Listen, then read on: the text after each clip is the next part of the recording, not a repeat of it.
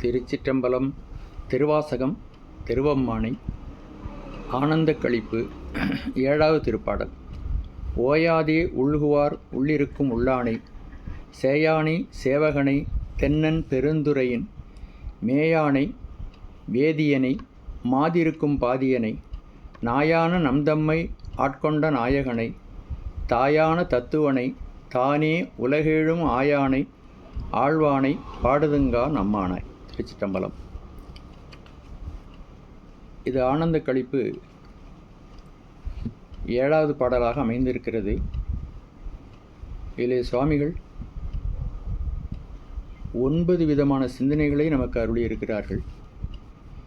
இறைவனுடைய விபூதி மகிமைகள், அவனுடைய குணநலன்கள் இங்கு மிகச் சிறப்பாக பேசப்படுகிறது. எவ்வளவுக்கெவ்வளவு இறைவனுடைய குணநலன்களை நாம் சிந்திக்கிறோமோ, நாம் அதன் மயமாக மாறியமைவோம். ஆகவே இந்த 9 சிந்தனைகளும் நம்மை சிவமாம் தன்மை உடையவர்களாக மாற்றுகின்ற ஸ்பரிச வேதியாக திகழ்கின்றன. இவைகளை நாம் சிந்திக்க சிந்திக்க நாம் சிவமாம் தன்மை எய்துவோம் என்பது மிக உறுதியாக நமக்கு விளங்குகிறது. இதில் முதல் சிந்தனையாக ஓயாதே உள்குவார் உள்ளிருக்கும் உள்ளானை என்பதை நாம் எடுத்துக்கொள்ளலாம். ஓய்வு ஒழிவு இல்லாமல், அதாவது இடையீடு படாமல் யார் ஒருவர்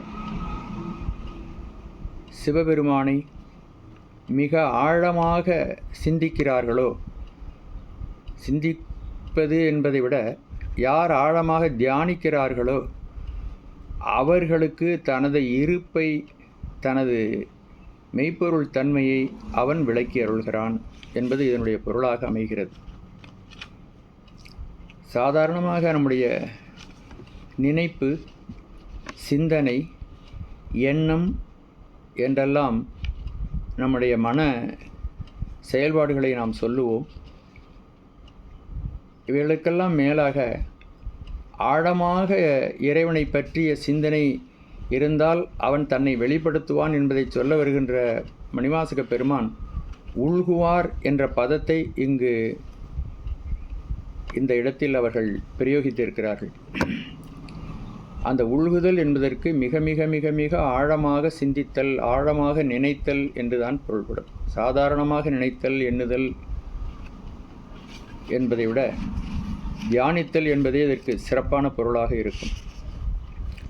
அப்படி யார் ஒருவர் ஆழமாக சிந்திக்கிறார்களோ அவர்களுக்கு அவன் மெய்ப்பொருளாக விளங்குவான். சாதாரணமாக நாம் இறைவனை வழிபடுவதும் பொழுது பக்தர்கள் பலவிதங்களில் இறைவனை வழிபடுகிறார்கள். பெரும்பாலும் பக்தர்கள் அனைவரும் இறைவனை பயன் நோக்கியே வழிபடுவதை நாம் பார்க்கலாம். ஒன்று, தனக்கு நேர்ந்திருக்கின்ற துன்பங்கள் விலக வேண்டும் என்று அவர்கள் இறைவனை வழிபடுவார்கள். இல்லாவிட்டால் ஏதாவது நமக்கு நன்மை வர வேண்டும், அந்த நன்மையை எதிர்பார்த்து இறைவனிடம் வழிபாடு செய்வார்கள். எனது மகனுக்கு சிறப்பாக வேலை கிடைக்க வேண்டும், எனது மகனுக்கு நல்ல இடத்தில் திருமணம் அமைய வேண்டும், நல்ல குழந்தை பிறக்க வேண்டும், ஆண் குழந்தையாக பிறக்க வேண்டும். இப்படி பல்வேறு விதங்களில் இறைவனிடம் பிரார்த்தனையை நாம் செலுத்தி கொண்டிருக்கிறோம். இல்லாவிட்டால் நமக்கு வருகின்ற நோய் முதலான துன்பங்களிலிருந்து விடுபட வேண்டும் என்பதற்காகவும் நாம் இறைவனை வழிபடுகிறோம். இப்படி வழிபடுவது இடையீடுபட்டு நாம் வழிபடுவோம். நமக்கு தேவை இருந்தால் இறைவனை வழிபடுவோம். சாதாரணமாகவே பலரும் எப்படி வழிபடுகிறார்கள் என்றால், நம்முடைய வாழ்வினுடைய ஒரு பகுதியில் ஒரு நேரத்தில் இறைவனை வழிபட்டுவிட்டு அவரவர்களும் தங்களுடைய கடமைகளை வேறு வேறு நோக்கங்களுக்காக செய்பவர்களாகத்தான் இருக்கிறார்கள். உதாரணமாக காலையில் எழுந்து சாலை கடன்களை முடித்துவிட்டு நீராடிவிட்டு தங்கள் வீட்டில் இருக்கக்கூடிய ஒரு சிவபெருமானுடைய படத்திற்கோ அல்லது வேறு தாங்கள் வழிபடுகின்ற உருவங்களுக்கோ ஒரு விளக்கு ஏற்றி வைத்து ஊதுபத்தி ஏற்றி வைத்து வழிபாடு செய்துவிட்டு தங்களுடைய கடமைகளை அவர்கள் மீதி 23-24 மணி நேரமும் அவர்கள் செய்து முடிப்பார்கள். இப்படி வழிபடுவதை நீர்த்தாரைக்கு ஒப்பாக பெரியவர்கள் சொல்கிறார்கள். ஒரு நீரை ஒரு பாத்திரத்திலிருந்து இன்னொரு பாத்திரத்துக்கு நாம் அதை ஊற்றும் பொழுது அந்த நீர் திவலை திவலையாக ஒரு சொட்டு சொட்டாக மேலிருந்து கீழே வரும். அது நீர் இடைவிட்டு வரும். அதுபோல் தேவைப்படும் பொழுது இறைவனை வழிபடுவது ஒரு வகையான வழிபாடு. மற்றொரு வழிபாடு இருக்கிறது. அதற்கு உதாரணமாக பெரியவர்கள் தைலதாரை அல்லது தேன் ஒழுக்கு இவைகளை சொல்வார்கள். ஒரு எண்ணெயை இன்னொரு பாத்திரத்தில் நாம் ஊற்றும் பொழுது அந்த எண்ணெயானது இடையீடுபடாமல் தொடர்ந்து ஒழுகி கொண்டிருப்பதை நாம் பார்க்கலாம். தேனும் அவ்வாறு ஒழுகும். அதுபோல இடையறாது இறைவனை சிந்திக்கின்ற பக்தர்கள் இருக்கின்றார்கள். அப்படி இடையறாது இறைவனை தனது வாழ்க்கையினுடைய முதலாக போற்றி என் முதலாகிய பொருளே என்று மணிவாசக பெருமான் சொல்லுவார். அப்படி வாழ்க்கையினுடைய முதலாக வைத்துக்கொண்டு தனது கடமைகளை ஓயாது ஏற்றி கொண்டிருக்கின்றவர்கள் எப்பொழுதும் இறைவனை தனது அகத்திலேயே வைத்திருப்பார்கள். அப்படிப்பட்ட பக்தர்களுக்கு இறைவன் ஓடோடி வந்து காட்சி தருகிறான். நாம் பெரிய புராணத்தில் பார்த்தோமானால் நம்முடைய அடியவர் பெருமக்கள் அனைவருமே தாங்கள் இருந்த இடத்திலிருந்து இறைவன் என்ன கடமையை தனக்கு விதித்தானோ அந்த விதித்த கடமைகளை மட்டும் செய்து கொண்டு தன்னுடைய வாழ்க்கையை அவர்கள் நடத்தி கொண்டிருந்தார்கள். வினைக்கு ஈடான வாழ்க்கை அவர்கள் வாழ்ந்தார்கள். வாழ்கின்ற பொழுது இறைவனை அவர்கள் ஓயாமல் உள்ளே இருத்தி கொண்டு அவன்தான் எல்லாவற்றுக்கும் மூலமானவன், அவனே என்னை செயல்படுத்துகிறான், எனக்கு தலைவன், எனக்கு எஜமானன் அவன்தான், நான் அவனது அடிமை, அவன் இயக்கியபடிதான் நான் இயங்குகிறேன் என்பதை அடி ஆழமான சிந்தனையில் வைத்துக்கொண்டு அவர்கள் செயல்படுவார்கள். அவர்கள் காட்டுக்கு ஓடி கனமான சடைகளை வைத்துக்கொண்டு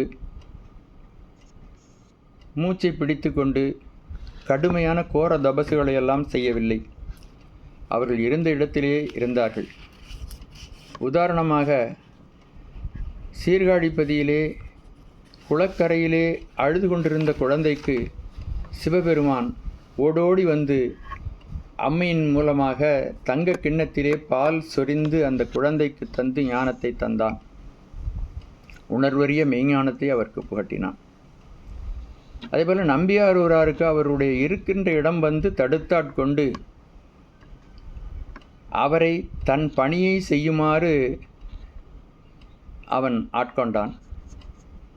திருநாவுக்கரசர் பெருமான் திருச்சிராப்பள்ளி, திருவெரும்பூர், திருக்கற்குடி, திருவானைக்கா முதலிய தலங்களை எல்லாம் தரிசித்துவிட்டு அவர் திருப்பராய்த்துறை வந்து இறைவனை வணங்கினார், தொழுது பணிந்தார். அங்கிருந்து திருப்பைங்கிலியை நோக்கி அவர் வந்து கொண்டிருந்த பொழுது களைப்பு மேலிட்டது. அவர் களைப்பின் மிகுதியினாலே பசியினாலும் வாடிக்கொண்டு வந்தார். அதை பார்த்து பொறாத சிவபெருமான் ஒரு கிழ அந்தணராக தன்னை மாற்றிக்கொண்டு வழியிலே ஒரு திருக்குளம் ஒன்று அமைத்து தண்ணீர் பயன்படுகின்ற தண்ணீரை உடைய குளமாக ஒன்று அமைத்து மரப்பந்தலையையும் மர நிழலையும் அமைத்து இவருக்காக அந்தணராக அவர் காத்து கொண்டிருந்தார். திருநாவுக்கரசர் அந்த இடம் வந்த பொழுது, களைத்திருக்கிறீர், இந்த குளத்தில் சற்று தண்ணீரை அருந்தி இளைப்பாரி பொதிசோறு வைத்திருக்கிறேன், இதை சாப்பிட்டு விட்டு நீங்கள் செல்லக்கூடிய இடம் செல்லலாம் என்று அவரை வழிமறித்து அவரை ஆட்கொண்டு அவருக்கு வேண்டிய சிசுரூஷைகளை எல்லாம் செய்து அவரை பசியிலிருந்து விடுபடுத்தினான். அது முடிந்தவுடனேயே தாங்கள் எங்கு செல்கிறீர்கள் என்று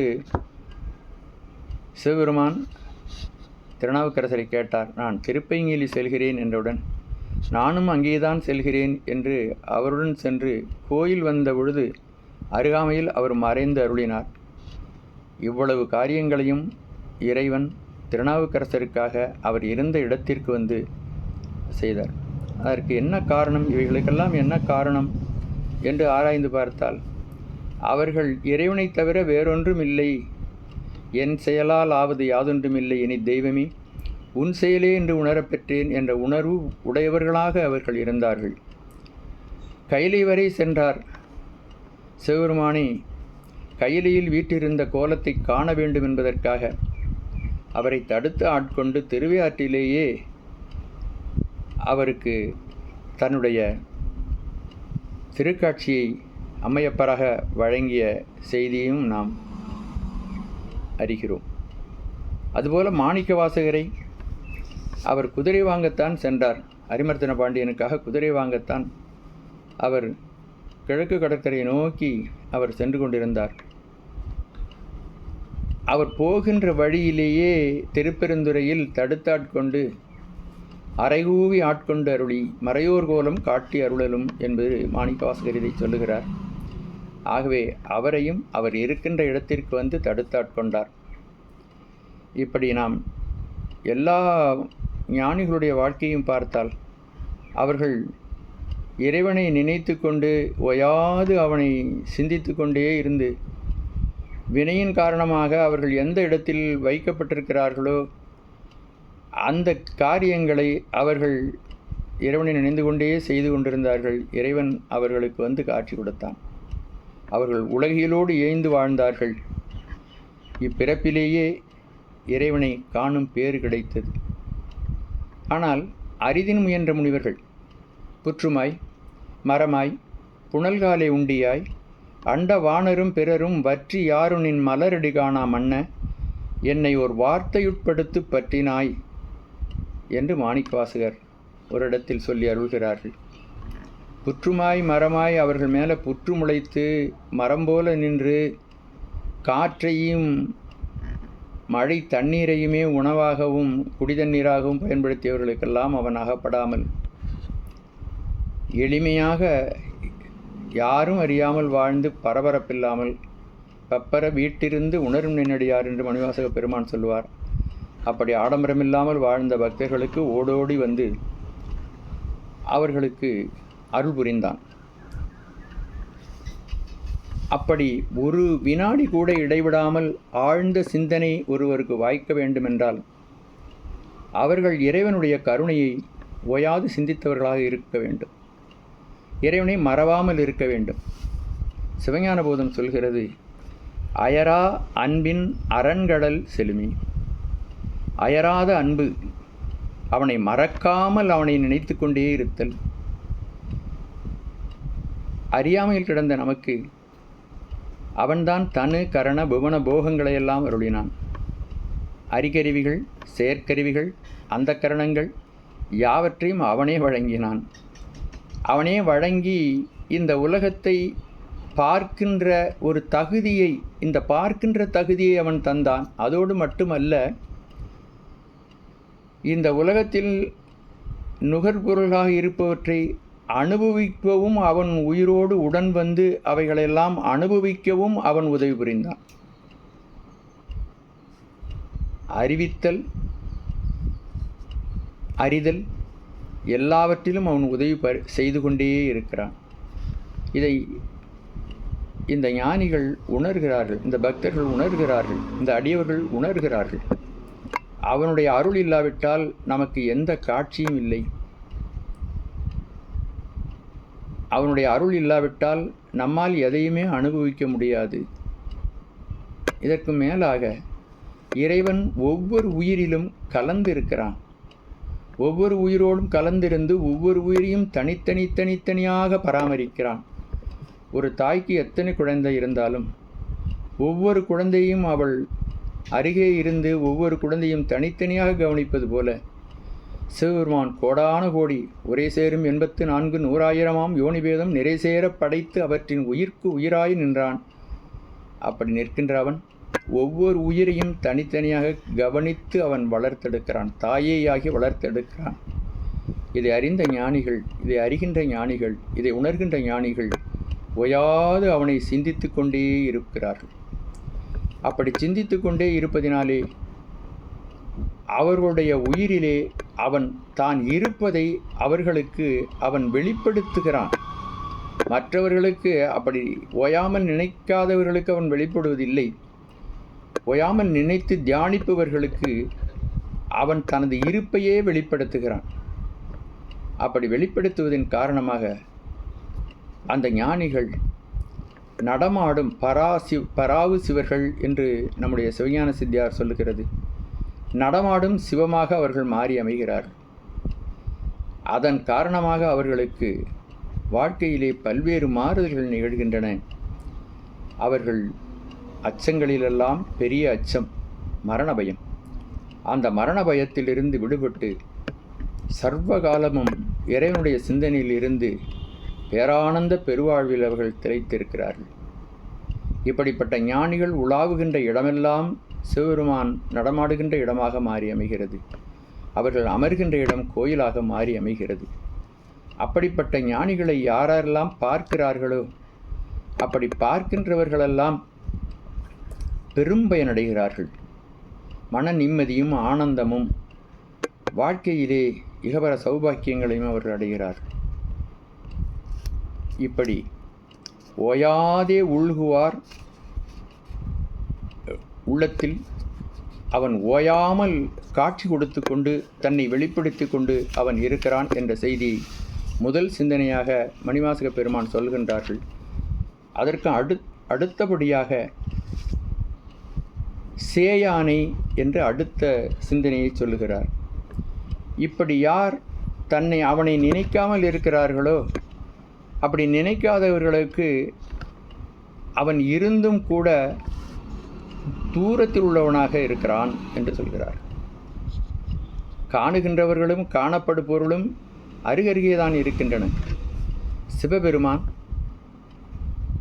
அங்கு இங்கு எனாதபடி எங்கும் பிரகாசமாய் ஆனந்த பூர்த்தியாகி இருக்கிறான். அவன் இல்லாத இடமே இல்லை. ஆனாலும் கூட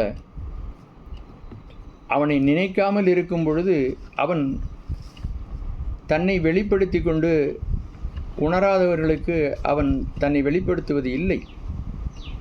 இதற்கு உதாரணத்தின் மூலமாக நாம் அதை தெளிவாக உணர்ந்து கொள்ளலாம். பைனாக்குலர் என்ற ஒரு கருவி இருக்கிறது.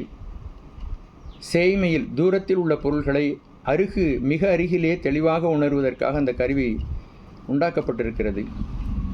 அதற்கு 2 பக்கங்கள் இருக்கும். ஒரு பக்கம் சிறிய கண்ணாடியும் அதனுடைய எதிர்பக்கம் பெரிய கண்ணாடியும் இருக்கும்.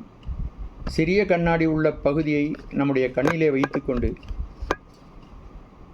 நாம் அந்த கருவியின் மூலமாக வெளியில் இருக்கின்ற பொருளை பார்த்தால் தூரத்தில் இருக்கின்ற பொருள்கள் மிக அண்மையில் ஒரு அடி தூரத்தில் தெளிவாக நமக்கு காட்சி கொடுப்பதை பார்க்கலாம்.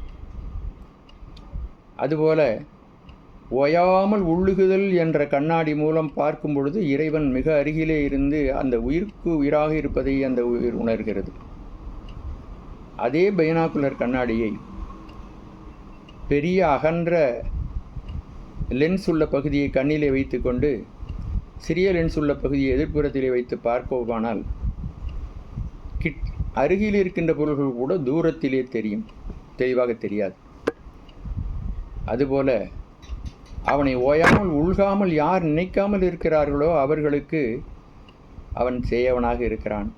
அவனிடம் ஒரு குறையும் இல்லை. சலமிலன் சங்கரன் அவன் இருக்கின்ற இடத்திலே தான் இருக்கின்றான். பார்க்கின்றவனுடைய மனநிலை மாறும் பொழுது அவன் தூரத்தில் உள்ளவனாக இருக்கிறான். ஆகவே அவன் அருகே இருக்க வேண்டும், அவனுடைய அருள் பெற வேண்டும், அவனுடைய சாநித்தியம் நமக்கு கிடைக்க வேண்டும். அதன் பயனாக வாழ்க்கையிலே அச்சங்களெல்லாம் தீர்ந்து மரண பயத்திலிருந்து தீர்ந்து பிறவா நிலையை நாம் அடைய வேண்டும் என்று யார் ஒருவர் நினைக்கிறார்களோ அவர்கள் அவனை ஓயாமல் தியானிக்க வேண்டும் என்ற கருத்தினை மிக மிக மிக மிக சிறப்பாக மணிவாசக பெருமான் நமக்கு உணர்த்தி அருள்கிறார்கள். அதற்கு அடுத்த சிந்தனையாக சேயானை என்ற சிந்தனையை பார்த்தோம். அதற்கு அடுத்தபடியாக சேவகனை என்று அடுத்த அவனுடைய விபூதியை சொல்கின்றார். சேவகன் என்றால் பெரு வீரன். வலிமைமிக்க பகைவர்கள் பலரை ஒருவனாகவே எதிர்த்து அழிக்கின்ற பெரிய சக்தி படைத்தவன். சிவபெருமானுடைய பராக்கிரமங்கள் புராணங்களிலும் நம்முடைய திருமுறைகளிலும் விதந்து ஓதப்படுகின்றன. அயன்தலை கொண்டு சென்றாடல் பாடி, அருக்கன் எயிறு பறித்தல் பாடி, கயந்தனை கொன்றுரி போர்த்தல் பாடி, காலனை காலால் உதைத்தல் பாடி எய்ந்தன முப்புறம் எய்தல் வாடி ஏழை அடியோமி ஆண்டு கொண்ட நயந்தனை பாடி நின்ற ஆடி ஆடி நாதற்கு சுண்ணம் இடித்து நாமே என்று அடுத்து வருகின்ற திருப்பூர் சொன்னம் பாடலிலே அவனுடைய பராக்கிரமங்களை எல்லாம் தொகுத்து சுவாமிகள் சொல்லி அருகிறார்கள். மணிவாசகப் பெருமான்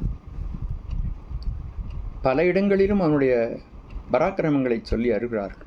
அதான் சேவகனை, சேவகன் என்றால் பெருவேர். 11ஆம் திருமுறையில் நக்கீர தேவநாயனார் கோப்பிரசாதம் என்ற ஒரு நூல் எழுதி அருளி இருக்கின்றார்கள். அதிலே அவனுடைய பராக்கிரமங்களெல்லாம் தொகுத்து கூறப்பட்டிருக்கின்றன.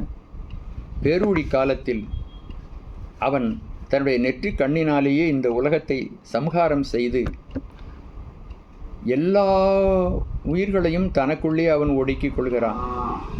படைத்தற்கடவுளாகிய பிரம்மனையும் காத்தற்கடவுளாகிய திருமாலையும் அழித்தற்கடவுளாகிய ருத்ரனையும் தனக்குள்ளே ஒடுக்கி கொண்டு தான் ஒருவனாக நிற்கிறான். நள்ளிருளில் நட்டம் பயின்றாடு நாதன் என்று மணிவாசகப் பெருமான் இதை சொல்லுகிறார்கள்.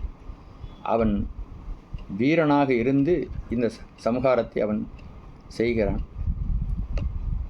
நரசிம்மமூர்த்தி ஹிரண்யனுடைய இரத்தத்தை குடித்து மதம் கொண்டு திரிந்த பொழுது சரவராக வேடம் கொண்டு நம்முடைய சுவாமி அந்த சரபபட்சியை கிழித்தெறிந்து அவருக்கு உண்மை உணர்த்தினார். அப்படிப்பட்ட வீரம் பொருந்தியவர் என்பதை நாம் பார்க்கலாம். நான்முகனுடைய 5வது தலையை கிள்ளி அவனுடைய அகங்காரத்தை இல்லாமல் செய்தார். இடது வாதத்திலே கூற்றுனை உதைத்து ஒழித்தார். கொடிய நஞ்சை உண்டு மணிகண்டனாக திகழ்ந்தார். முப்புறங்களையும் அழித்தார். காமனை நெற்றிக்கண்ணால் அவர் விழித்து எரித்தார் என்றெல்லாம் நாம் அவருடைய பராக்கிரமங்களை பார்க்கின்றோம். அட்ட வீரட்ட தலங்கள் என்று தமிழ்நாட்டிலே அவனுடைய 8 வீரங்களையும் சொல்லக்கூடிய இடங்கள் இருக்கின்றன. பிரம்மன் சிரத்தை கொய்த இடம் நம்முடைய திருக்கண்டியூர், அந்தகாசூரனை அழித்த இடம் திருக்கோவலூர், திரிபுரத்தை எரித்த இடம் திருவதிகை, தக்கன் சிரம் கொய்த இடம் திருப்பரியலூர், சலந்தரனை அழித்த இடம் திருவிற்குடி, யானையை உரித்த இடம் வழுவூர், மன்மதனை எரித்த இடம் திருக்குறுக்கை, யமனை உதைத்தது திருக்கடவூர் என்று தமிழகத்தின் 8 இடங்களில் அவனுடைய பராக்கிரமம் நிறைந்த செயல்களை குறிப்பிடுவதாக இந்த தலங்கள் அமைந்திருப்பதை நாம் அறிகிறோம். ஆக சேவகனை, ஓயாதே உள்குவார் உள்ளிருக்கும் உள்ளானை, சேயானை, சேவகனை, அதோடு கூட இதற்கெல்லாம் மேலாக இந்த உயிர்களுக்கு இருக்கின்ற மும்மலங்களையும் இந்த உயிர்களை சாராதபடி வென்று அழித்து அந்த உயிர்களுக்கு தனது திருவடியிலே இடம் கொடுத்து நிரந்தரமான ஒரு பேரானந்த பெருவாழ்வில் அவன் வைக்கிறான். மூலமாகிய மும்மல மறுக்கும் தூயமேனி சுடர்விடு சோதி என்று மணிவாசகப் பெருமான் இதை சொல்கின்றார். இந்த சிந்தனைகளெல்லாம் இந்த சேவகனை என்ற இந்த ஒரு பதத்தின் மூலமாக மணிவாசகப் பெருமான் நமக்கு விளக்கி அருள்கிறார்கள். அதற்கு அடுத்தபடியாக தென்னன் பெருந்துரையின் மேயானை, தென்னன் பெருந்துரையின் மேயானை. சிவபெருமான் தானே சௌந்தரபாண்டியனாக மதுரையிலே வந்து அரசாண்டான். மதுரை அரசாண்டு அம்மை மீனாட்சியை திருமணம் செய்து கொண்டிருந்தான். அந்த தலத்தில் எழுந்து அருளியவன் அந்த பாண்டிய நாட்டிலே தான் திருப்பெருந்துறை இருக்கிறது. அந்த திருப்பெருந்துறையிலே சிறப்பாக இருந்து ஆட்சி புரிகின்றான் சிவபெருமான். அங்கிருந்து தான் நம்முடைய மாணிக்க வாசகரை அங்கிருந்து ஆட்கொண்டான். அங்கிருந்து ஆட்கொண்டு இந்த திருவாசகமாகிய ஞான பணுவலை நமக்கு அருளினான். இதையெல்லாம் சிந்தனை செய்கின்ற மணிவாசக பெருமான் தென்னன் பெருந்துரையின் மேயானை, மேயானை என்றால் விரும்பி அமர்ந்திருப்பவனை.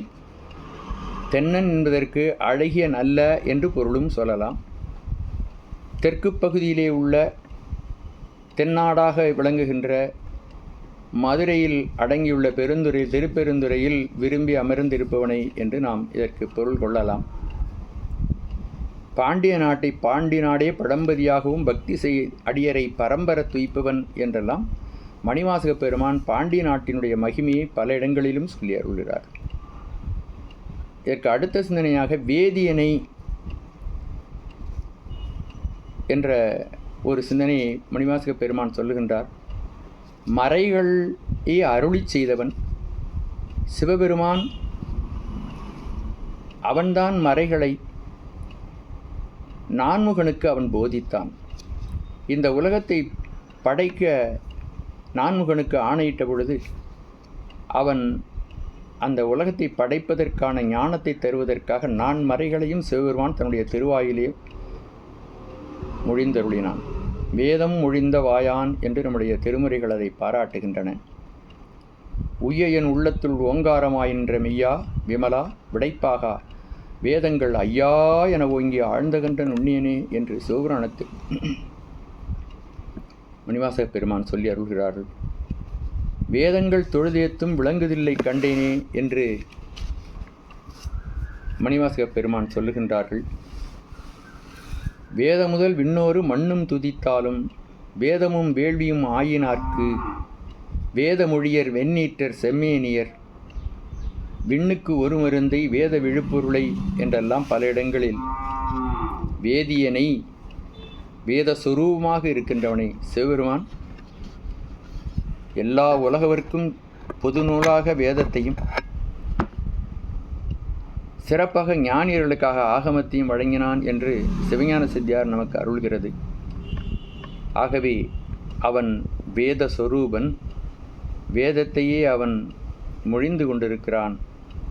அவனால் அருளப்பட்டது வேதமும் ஆகமங்களும் என்பதை இந்த சிந்தனையின் மூலமாக மணிவாசக பெருமான் நமக்கு வழங்கி அருள்கிறார். அதற்கு வேதியன் என்பதற்கு இன்னொரு பொருளும் கூட உண்டு.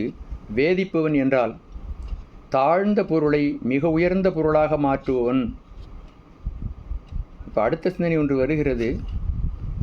நாய் போன்று இருந்து கிடக்கின்ற நம்மையும் உயர்த்தி சிவபோகம் நிகரச் செய்பவன் என்றும் இதற்கு நாம் பொருள் கொள்ளலாம். வேதியன் என்பதற்கு வேத சொரூபமாக இருக்கின்றவன், கீழான பொருளாக மும்மலங்களிலும் கிடந்து உழல்கின்ற நாய் போன்று இருக்கின்ற நம்மை மும்மலங்களையும் நம்மிடமிருந்து அவன் அகற்றி நம்மை தூய்மைப்படுத்தி பேரானந்த பெருவாழில் வைப்பவனாகவும் இருக்கிறான் என்றும் இந்த வேதியன் என்ற சொல் பொருள்படுகிறது. அதற்கு அடுத்தபடியாக மாது இருக்கும் பாதியனை சிவபெருமான் ஒருபொழுதும் தன்னுடைய கருணையை விட்டு பிரிவதே இல்லை. அவனும் அவனது கருணையும் சேர்ந்தே இருக்கிறார்கள். ஒரு பொருள்தான் இரண்டு பொருள் போல தோற்றமளிக்கிறதே தவிர ஒரு பொருள்தான். அம்மையும் அப்பனும் ஒரு பொருள்தான். அதனால்தான் அம்பிகைக்கு பாகம் பிரியாம்பாள், சுவாமிக்கு அர்த்தநாரீஸ்வரன் என்றெல்லாம் அவனை வழங்குகிறோம். சூரியனையும் சூரியனுடைய கதிர்களையும் நாம் பிரிக்க முடியாது, ரெண்டும் இணைந்தே இருக்கும். அதுபோல சுவாமியும் அவனுடைய கருணையும் இணைந்தே இருப்பார்கள். மணிவாசக பெருமான் முதலில் திருப்பெருந்துறையில் அந்தணனாக சுவாமியை பார்க்கிறார். அந்தணனாக பார்க்கின்ற பொழுதே அவருக்கு சிவபெருமான் தான் இப்படி வந்திருக்கிறான் என்பதை உணர்ந்து கொள்கிறார். அதை சொல்லுகிறார். கருணையின் பெருமை கண்டேன் காண்க, புவனியில் சேவடி தீண்டினன் காண்க, சிவனனையானும் தேரினன் காண்க. கருணையின் பெருமை கண்டேன் காண்க, புவனியில் சேவடி தீண்டினன் காண்க, சிவனனையானும் தேரினன் காண்க, அவன் என்னை ஆட்கொண்டு அருளினன் காண்க, குவளை கண்ணி கூரன் காண்க, அவளும் தானும் உடனே காண்க. இங்கு நாம் ஒன்றை உணர வேண்டும். சுவாமி ஒரு அந்தணனாக குருந்த மரத்தடியிலே வீற்றிருக்கிறான். ஆனால் மணிவாசக பெருமானுக்கு அவன் மட்டும் வரவில்லை. குவளை கண்ணி கூரன் காண்க, அவளும் தானும் உடனே காண்க என்று இரண்டு பேரும் வந்திருக்கிறார்கள் என்பதை நாமெல்லாம் காண வேண்டும் என்று அவர் அருள் புரிகிறார். சிவபெருமான் அம்பிகையை விட்டு ஒரு பொழுதும் அகல்வதே இல்லை. உயிர் வேறு, சிவம் வேறு. ஆனால் உயிரும் சிவமும் கலப்பினால் ஒன்றாக இருக்கிறது. இதை அத்வைதம் என்பார்கள். இரண்டு பொருள்கள் ஒரு பொருள் போல தோன்றுவது அத்வைதம். சுத்தாத்வைதம் என்று சைவ சித்தாந்தம் இதை மிகச் சிறப்பாக பேசும். தாதான்மிய சக்தியாகிய அம்பிகை இருக்கிறாள். ஒருபொழுதும் அவனை விட்டு பிரியாதவள். அந்த பிரியாமல் இருக்கின்ற காரணத்தினால்தான் சிவன் கருணை கடலாக இருந்து அவன் இந்த உயிர்களுக்கு உதவுகிறான். திருநாவுக்கரசு பெருமான் சொல்வது போல அவன் அப்பாலுக்கு அப்பாலுக்கு அப்பாலாய் இருக்கிறான். பிரகிருதி மாயை கடந்து, அசுத்த மாயை கடந்து, சுத்த மாயை கடந்து அவனுடைய இருக்கின்ற நிலை பரநிலை. அந்த பரநிலையிலிருந்து இந்த கீழான மும்மலங்களுடைய உயிர்கள் இருக்கின்ற பிரகிருதி மாயைக்கு அவன் வர வேண்டுமென்றால் அவனுடைய கருணைதான் இந்த மண்ணுலகத்திற்கு கொண்டு வருகிறது. வான் படித்து இம்மண் புகுந்து மனிதரை ஆட்கொண்ட வள்ளல் என்று இதை மணிவாசக பெருமான் வியந்து வியந்து வியந்து பாடுகிறார். ஐராவணம் ஏறாது ஆண் ஏறேறி அமர நாடாளாதே ஆரூர் ஆண்ட எம்மானே நின் அருட்கண்ணால் நோக்காதார் அல்லாதாரே என்கிறார் அப்பர் பெருமான். அது இந்த இடத்துல மாது இருக்கும் பாதியனை கருணையோடு கூடியிருக்கின்ற சிவபெருமானை என்ற சிந்தனையை இங்கு சொல்கிறார்கள். அதற்கு அடுத்த சிந்தனையாக நாயான நம் தம்மை ஆட்கொண்ட நாயகனை. இழிந்த நாய்க்கு பல்வேறு விதமான இழிந்த குணங்கள் இருக்கின்றன. இதை நாம் முன்பே இதை பற்றி விளக்கமாக சொல்லி இருக்கின்றோம். இந்த திருவாசக விரிவுரையிலே குறிக்கோள் இல்லாது அலைதல், உமிழ்ந்ததையே உண்ணுதல் போன்று பல தீய குணங்கள் நாய்க்கு இருக்கின்றன. அப்படி இழிந்த நம்மையும் கூட அடிமையாக அவன் ஏற்றுக்கொண்டு நமக்கும் கூட எந்தரமும் ஆட்கொள்வான் என்று சுவாமிகள் அடிக்கடி சொல்வார்கள். நாம் எந்த தரத்தில் இருந்தாலும் அந்த இடத்திற்கு இறங்கி வருகிறான். தேனாடு கொன்றை சடைக்கணிந்த சிவபெருமான் ஊன் நாடி நாடி வந்து உள்புகுந்தான் உலகர் முன்னே. நான் ஆடி ஆடி நின்று ஓலமிட நடம்பையிலும் வானாடர் ஓவுக்கே சென்றுவதாய் கோத்தும்.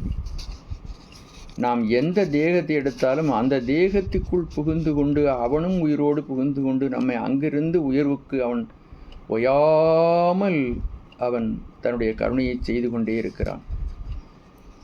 ஊன் நாடி நாடி வந்து உள்புகுந்தான். தேனாடு கொன்றை சடை கணிந்த பெருமான் ஊன் நாடி நாடி வந்து உள்புகுந்தான் என்று மணிவாசக பெருமான் அவனுடைய கருணை திறத்தை மிக வியந்து வியந்து சொல்கிறார். பல இடங்களிலும் அவனுடைய இந்த கருணை திறத்தை சொல்லுவார். தாய்போல் தலையளித்து தாயான தத்துவனை. அதற்கு அடுத்த சிந்தனையாக தாயான தத்துவனை. இங்கு தாய் என்பது ஒரு குழந்தை என்ன தவறு செய்தாலும் அந்த தவறுகளையெல்லாம் மன்னித்து இருக்கின்ற பெருங்கருணை படைத்தவள் தாய். தாய் எல்லா பொருள்களுக்கும் பிறப்பிடம். அதுபோல சிவபெருமான் அவன்தான் எல்லாவற்றையும் படைக்கிறான். படைப்போன் படைக்கும் பழையோன் படைத்தவை காப்போன் காக்கும் கடவுள் காப்பவை கரப்போன் கரப்பவை கருதா கருத்துடை கடவுள் திருத்தகும் அறுவகை சமயத்து அறுவகையோர்க்கும் விடுபெறாய் நின்ற விண்ணோர் பகுதி கீடம்புரையும் கிழவோன் நாள்தோறும். எல்லாவற்றுக்கும் அவன்தான் ஆதாரமாக இருக்கிறான். அப்படி இருக்கின்றவன் கருணை கடலாக தாயாக விளங்குகிறான். அவன் தாய் போன்று நம்மை பராமரித்து நம்மை வளர்த்தெடுக்கிறான் என்ற செய்தியை இந்த சிந்தனையில் சொல்லுகிறார்கள். அப்படி எளிவந்த பிரானாக இருந்தும் கூட அவன் எளிவந்து நம்மிடம் வந்தவுடனே அவன் மிக எளியவன் என்று நாம் கருதிவிடக்கூடாது என்பதற்காக தத்துவனை அவன் மிக மிக உயர்ந்த மெய்ப்பொருளாகவும் விளங்குகிறான். அவன் கருணையினால் நாமிடம் இருக்கும் இடம் தேடி வந்து நமக்கு அருள் புரிகிறான். அப்படி இருக்கின்றவனை எளிமையாக நாம் நினைத்துவிடக்கூடாது. அவன் உயர்ந்த பொருள்களுக்கெல்லாம் உயர்ந்தவன், பரம் என்று அடுத்த சிந்தனையை நமக்கு சொல்லி அருள்கிறார்கள். அடுத்தபடியாக தானே உலகு ஏழும் ஆனானை. சிவபெருமான் இந்த உலகங்களுக்கெல்லாம் அவன் அப்பாற்பட்டவன், விஸ்வாதீதன். அவனுக்கு அமைந்த நாமங்களிலே மிக மிக மிக மிக நாம் சிந்திக்கக்கூடிய ஒரு அற்புதமான ஒரு நாமம் விஸ்வாதீதன். இந்த விஸ்வம் இருக்கிறது, விஸ்வம்னா நம்முடைய பிரபஞ்சம். இதற்கு அப்பால் அவன் இருக்கிறான். மாயைகளையும் கடந்திருக்கிறான். பிரகிருதி மாயை, அசுத்த மாயை, சுத்த மாயை எல்லாம் கடந்த நிலையில் அவன் பரசிவம். அவனிடம் ஒடுங்கி இருக்கின்ற கருணைக்கு பராசக்தி என்று பெயர். அவன் விஸ்வாதீதனாக இருக்கின்றான். அந்த விஸ்வாதீதனாக இருக்கக்கூடிய அந்த சிவபெருமான் தான் இந்த உயிர்களுக்காக உலகத்தை படைக்க வேண்டும் என்பதற்காக இந்த விஸ்வமாகவும் இந்த உலகாகவும் அவனே வடிவெடுத்து வருகிறான். அவன் அப்பொழுது விஸ்வரூபன் என்று அவனுக்கு பெயர். பார், பதம், அண்டம் அனைத்துமாய் முளைத்து படர்ந்ததோர் படரொளி பரப்பே என்று இறைவனுடைய இந்த விஸ்வரூப காட்சியை மணிவாசக பெருமான் நமக்கு அருள்கிறார்கள். அவன் விஸ்வரூபனாக இருக்கிறான். அவன் விஸ்வரூபனாக இருக்கிறான், விஸ்வாதீதனாக இருக்கிறான். உலகத்துக்கு வேறானவனாக இருக்கிறானா என்றால், இந்த உலகத்தை அவனே படைத்து இந்த உலகமாகவும் அட்டமூர்த்தங்களாகவும் ஆகி இந்த உலகத்தினுள்ளே அவன் கலப்பினால் இந்த உலகத்தோடும் அவன் கலந்திருக்கிறான். விஸ்வ அந்தர்யாமி. கடையவனேனி கருணையினால் கலந்து ஆண்டு கொண்ட விடையவனே விட்டெடுதி கண்டாய் என்பார் மாணிக்கவாசகர். இந்த விஸ்வத்தில், இந்த பிரபஞ்சத்தில் உள்ள எல்லா பொருள்களிலும் அந்த பொருளுக்கு அந்த பொருளாகவே அவன் கலந்திருக்கிறான். கலந்திருப்பதோடு மட்டுமல்ல, இந்த விஸ்வத்திற்கும் அவன்தான் நாதன், விஸ்வநாதனாக இருக்கிறான். இந்த 4 நாமங்களையும் நாம் திரும்ப திரும்ப சிந்திக்க வேண்டும் என்பதற்காக மணிவாசக பெருமான் தானே உலகேழும் ஆனானை ஆழ்வானை, இந்த உலகமாகவும் ஆகியிருக்கிறான். இந்த உலகத்தை அவன் ஆள்பவனாகவும் இருக்கிறான். இந்த உலகத்தை அவன்தான் படைக்கிறான், அவன்தான் காப்பாற்றுகிறான், அவன்தான் உரிய காலம் முடிந்த பிறகு தனக்குள் ஒடுக்கிக் கொள்கிறான். சடப்பொருளாகிய உலகங்களை தனது உடைமைகளாக கொண்டிருக்கிறான் சிவபெருமான். உயிர்களை தனது அடிமைகளாக கொண்டிருக்கிறான். இவ்வாறு இந்த பிரபஞ்சம் அனைத்துக்கும் அதீதனாகவும் இந்த பிரபஞ்ச சுரூபணமாகவும் இந்த பிரபஞ்சத்திலே அவன் அந்தர்யாமியாகவும் இந்த பிரபஞ்சத்திற்கு அவன் தலைவனாகவும் விளங்குகிறான். இந்த உண்மைகளையெல்லாம் தானே உலகேழும் ஆனானை ஆழ்வானை என்ற இந்த சிந்தனை மூலம் மணிவாசக பெருமான் நமக்கு விளக்கி அருள்கிறார்கள். இந்த பாடலில் இதுபோன்று 9 விதமான சிந்தனைகளை அவர்கள் நமக்கு அருள்கிறார்கள். ஓயாதே உள்குவார் உள்ளிருக்கும் உள்ளானை, சேயானை, சேவகனை, தென்னன் பெருந்துரையின் மேயானை, வேதியனை, மாதிருக்கும் பாதியனை, நாயான நந்தம்மை ஆட்கொண்ட நாயகனை, தாயான தத்துவனை, தானே உலகேழும் ஆயானை ஆழ்வானை, பாடுதுங்கான் அம்மானாய். இப்படிப்பட்ட குணநலன்கள் அமைந்த விபூதி மகிமைகள் அணைந்த தாயான தத்துவனாக இருக்கக்கூடிய சிவபெருமானை, நாய் போன்ற நம்மையும் இழிந்த நம்மையும் ஆட்கொண்ட நாயகனாக இருக்கின்ற இந்த பண்பு நலன்களை, இந்த 9 பண்பு நலன்களையும் நாம் நினைத்து மகிழ்வதால் இந்த பாட்டினுடைய உபதலைப்பு ஆனந்த களிப்பு என்பது இதற்கு பொருந்துவதாக அமைகிறது. ஆகவே இந்த பாடலை நாம் மீண்டும் மீண்டும் சிந்தித்து இறைவனுடைய விபூதி மகிமைகளையெல்லாம் சிந்திக்க சிந்திக்க அவனுடைய உயர்ந்த பண்புகள் நமக்கு சொந்தமாகும். நம்முடைய சிவபோதத்தை விட்டு நான் சிவபோதம் உடையவர்களாக மாறி அமைவோம். அதற்கு இந்த சிந்தனைகள் மிக உன்னதமாக நமக்கு துணை புரியும். இந்த சிந்தனைகளை நாள்தோறும் செய்வோம். நாம் சிவமயமாக மாறியமைவோம். திருச்சிற்றம்பலம். அடியார் பெருமக்களுக்கு ஒரு அன்பான வேண்டுகோள்.